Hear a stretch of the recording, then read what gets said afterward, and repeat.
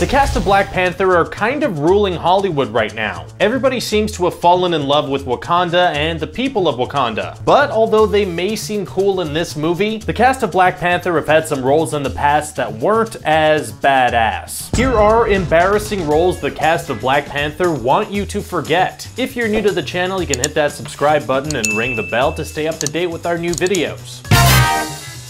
Stuff is going well for Michael B. Jordan right now. He was awesome in Creed, and now he's an awesome Marvel villain, which isn't an easy thing to pull off. Also, people seem to think that he looked pretty good in the role. In fact, a 17-year-old girl apparently bit through her retainer, clenching her teeth too hard when he took his shirt off in the movie. And when he heard that story, he offered to buy her a new one. That is a true story that you can look up. But B. Jordan has had some roles in the past that definitely wouldn't be worthy of biting through a retainer. I mean, first off, there's Fan Four Stick, which I'm sure we'd all like to forget, but he also did quite a bit of soap opera work back in the day. From 2003 to 2006, he played a character named Reggie Porter Montgomery on the show All My Children, and he was a long way off from Killmonger. Somehow Chadwick Boseman is 40 years old. I don't know how that's possible, but it is. And that means he's been acting for quite some time. He got his start on All My Children as a character named Reggie Porter Montgomery. Yep, that same character. The character actually originated with Boseman, and then for unknown reasons, after a few episodes, they replaced him with Michael B. Jordan. I'm guessing B. Jordan walked into the studio and challenged him to a fight, and then he became the king of All My Children. Another more recent embarrassing role of Boseman's is in the 2016 movie Gods of Egypt. He played Thoth, the god of wisdom. Your father dropped his guard. It wasn't great.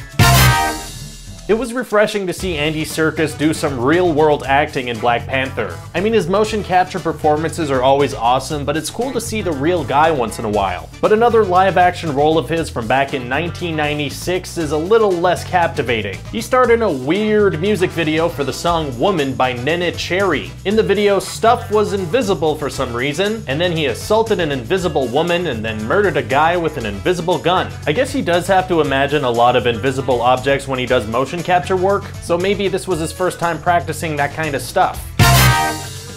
Martin Freeman has had a pretty incredible career. The Office, the Hobbit movies, Fargo, Sherlock, a whole lot of other stuff, and now the MCU. But back in the early days when he was just kind of starting out on The Office, he had a role that doesn't really live up to the rest of his body of work. In Ali G in the House, he played Ricky C, the wannabe gangster sidekick of Sacha Baron Cohen's wannabe gangster character Ali G. In retrospect, it's a pretty embarrassing role, and it involves a scene where he gets intimate with another wannabe gangster because he thought he was gonna die and wanted to know what it felt like. Not his best work.